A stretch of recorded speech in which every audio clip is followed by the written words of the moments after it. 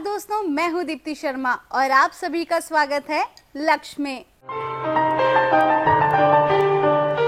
दोस्तों, आप तो जानते ही हैं कि संगीत हर किसी को अपनी तरफ आकर्षित करता है, लेकिन क्या आप ऐसे शख्स को जानते हैं जिन्होंने अपने नृत्य की थाप से इस संगीतमय दुनिया को अपना दीवाना बना रखा है? जी हाँ दोस्तों, आज के हमारे इस एपिसोड में हम आपको रूबरू कराने जा रहे हैं नृत्य के जादूगर से, जो ताल्लुक तो रखते हैं बनारस घराने से, लेकिन न सिर्फ भारत में बल्कि पूरे विश्व में उन्होंने अपना डंका बजा रखा है। जी हाँ दोस्तों, आज के हमारे इस एपिसोड में हम आपको रूबरू कराने जा रहे हैं नृत्य शिरोमणि गुरु जितेंद्र जी महाराज से।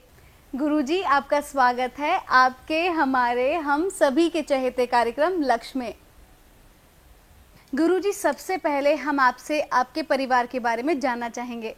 मैं एक ज़मींदार फैमिली से संबंध रखता हूँ।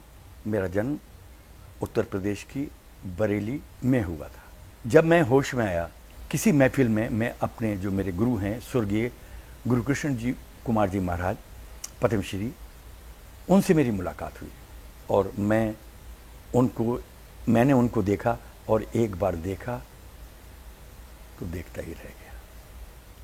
अब देखिए कमाल ये बात, जो मैंने कहा कि मैंने एक बार उनको देखा और देखता ही रह गया, शायद ये उन्हीं की मेरी शिक्षा का फल है जो उन्होंने मुझे दिया। और उस दिन से फिर मेरा सफ़र शुरू हुआ संगीत में, दुनिया के विद्वानों के साथ अपने को साथ रखना, और वही मेरा कुटुंब, मेरा परिवार बना। गुरुजी, मेरा मानना है कि किसी भी बच्चे पर कभी भी दबाव नहीं बनाया जा सकता है कि वो कला के प्रति आकर्षित हो या कला के प्रति समर्पित हो। ये तो एक अंतरात्मा की आवाज़ होती है जो किसी भी शख्स को संगीत और नृत्य से जोड़ता है। तो हम आपसे जानना चाहेंगे कि वो क्षण कौन सा था जब आप नृत्य के प्रति समर्पित हुए? सबसे पहले तो ये कि मैं शुरू से ही एक ऐसी छोटी सी अवस्था में किसी चीज़ के ढूंढने में लीन था। ये भी ठीक है कि अगर आप किसी को ज़बरदस्ती कोई चीज़ देने की कोशिश करेंगे और उसका संस्कार नहीं है, क्योंकि दो प्रकार के संस्कार होते हैं, एक वो जो पिछले जन्म के संस्कार से आप भोग रहे हैं और एक वो जो आज आपके सम्मुख है और उसको आप जीवांतित करके और उसे भोग रहे हैं। और एक महफिल में मेरे गुरुदेव कृष्ण कुमार जी महाराज स्वर्गीय पद्म विभूषण पद्मश्री जब एक सभा में नृत्य कर रहे थे, तो मैं भी, क्योंकि उस वक्त महफिल हुआ करती थी, अपने माता पिता के साथ मैं भी उस सभा में पहुंचा और मैं जाते ही बगैर किसी के पूछे उनके चरणों में दंडवत की। और कहाँ से मुझे ये दिमाग में आ गया कि मैंने दंडवत भी की पैर छू करके। कौन हो तुम? मैं अब ग्रीन रूम में था। भाई बड़े अच्छे लग रहे हो तुम। मैं क्या बोलता, क्योंकि मैं बात ही नहीं समझ पा रहा था। कल तुम मेरे पास आना। और शायद मेरे जीवन का वो पहला पदार्पण था जिसके माध्यम से मैं नृत्य की दुनिया में गया। मुझे आश्चर्य हुआ, इससे मैं कहता हूँ कि शायद मेरा संस्कार था। और शुरुआत ये थी कि भाई पैर मारना ज़रा। मैंने सोचा पैर मारना, और ये योग्यता होती किसी गुरु की। पैर मारना एक अलग बात है, अगर आज के विद्यार्थी करो वो सोचे क्या करना, तो जैसे ही उन्होंने कहा पैर मारना, खुद ही उन्होंने एक थाप मारी कि ता ता थे थे आ। अब देखिए, जो है मेरी भ्रिकुटी जो है वो ताल को बगैर घुंघरू के भी उसका साथ दे रही है कि ता ता थे ते अति ता ता थे ते। अब लिप्स और ता थे ते आ। अब देखिए ता को कैसे बढ़ाया और ले क्या भी कि ता ता थे अति ता ता ता थे ते ता थे ता आ थे ता ता थे ता आ थे ता ता थे ता ता थे। मैंने कहा जी ठीक है, बस करते रहे। और नतीजा ये हुआ कि मुझे ये पता ही नहीं लगा कि कब मैं 4 बजे 5 बजे उनके पास पहुंचा और कब रात दिन के 10 और 11 बज गए। गुरुजी, जैसा कि अभी आपने अपने गुरुजी के बारे में हमें बताया, और इस गुरु शिष्य परंपरा के बारे में बहुत ही कम लोग ऐसे हैं जो जानते हैं। हम चाहेंगे कि आप हमारे दर्शकों को इसके बारे में बताएं। संगीत वाद्य नृत्य में गुरु शिष्य परंपरा का बड़ा महत्व है। गुरु जो है वो रास्ता दिखाता है, चलना आपका काम है। कैसे चलते हैं आप, कितने उसमें मग्न होते हैं, कितने उसमें धैर्यवान होते हैं, कितने आप उसको कोशिश करते हैं कि आप आपका की जो यात्रा है वो सफल हो। देखिए, गुरु शिष्य परंपरा का महत्व देखिए। गुरु की मोक्ष कब है? जब शिष्य जो है वो योग हो।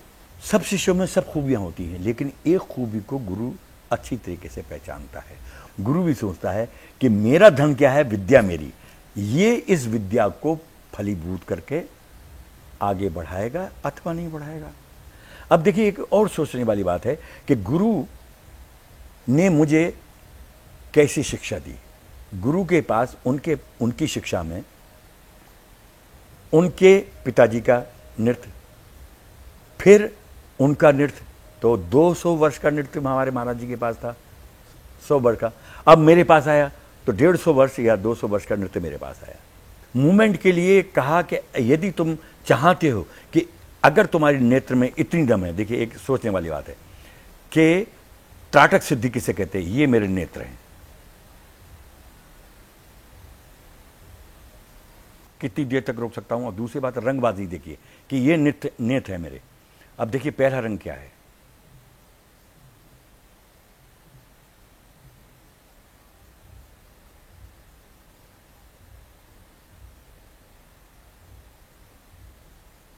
ये रंग है।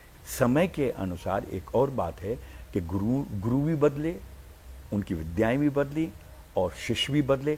तो आज मैं उस स्थान पर हूं कि प्राचीन कला को साथ रखे हुए न्यूनतम जो है वो क्या, किस तरीके से बच्चे नाचें, किस तरीके से उनमें रुझान बढ़े, किस तरीके से गार्जियंस में रुझान बने, तब हमारी भारतीय संस्कृति जी है उसके स्तंभ मजबूत हो जाएंगे। ये गुरु शिष्य परंपरा है। गुरुजी, हमारे प्रोग्राम लक्ष्य में अब वक्त हो चला है एक छोटे से ब्रेक का, लेकिन ब्रेक पर जाने से पहले आइए देखते हैं आपकी शिष्या का आपके बारे में क्या कहना है। बहुत ही भाग्य से गुरु का सानिध्य मिलता है, और ऐसा गुरु जिसने आपके पूरे व्यक्तित्व का निर्माण करके ऐसा आपको तराश के सामने कर दिया कि दुनिया की नज़रें आपके सामने हैं। और मैं सोचती हूँ अगले जन्म में भी जब मुझे गुरु का सानिध्य मिले तो आप जैसा ही गुरु मेरे सम्मुख हो और नृत्यमय जीवन हो। मैंने गुरु की तरफ से आपको समर्पित कुछ पंक्तियाँ लिखी हैं, मैं आपको बताती हूँ और सुनाती हूँ। बेवफा ना कहे बावफा को ज़माना, तराश कर तुमको मंदिर में बैठा दिया, और ठोकरों से मुलाकात थी तुम्हारी ए पत्थरों, सजदे में तुम्हारे आगे सनों को झुका दिया।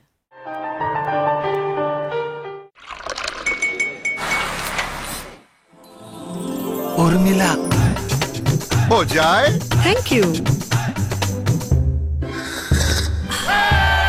पताका चाय, गजब का स्वाद।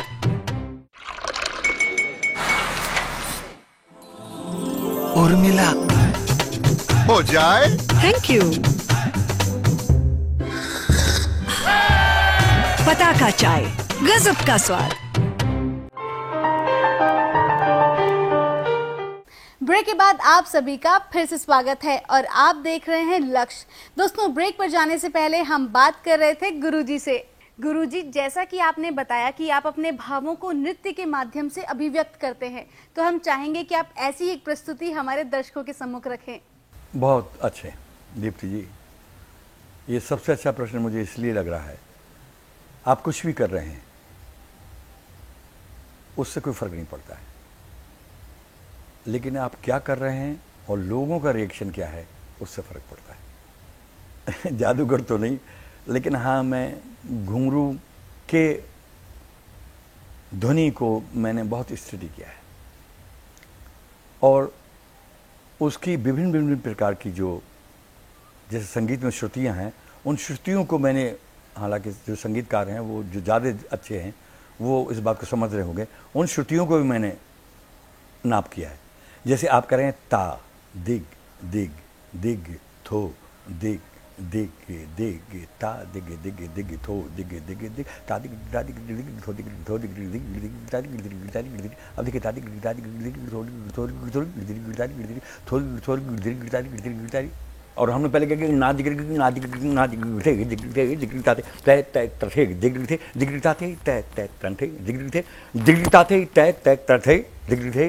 उन्होंने कहा ये कमाल होगी। जैसे कवित्व भी हमने सिखाना है, अगर कविता सिखाना है तो अगर हम उसको यहाँ से ले जाएं कि लसत लसत और प्रभु लसत कदम तरे छोटी सी लकोटी लिए और बैन बजैया और चलत चलत चाल त्रभंगी और झलक झलक काट कुंडल सोहिया या छब दे के ब्रखवामनी गोपाल जी की न्यूटी न्यूटी कर लेते बलैया और गंधनी बाजत मर्दन धुन धर धूम तब ताल देते राधिका और नाचते कन्हैया।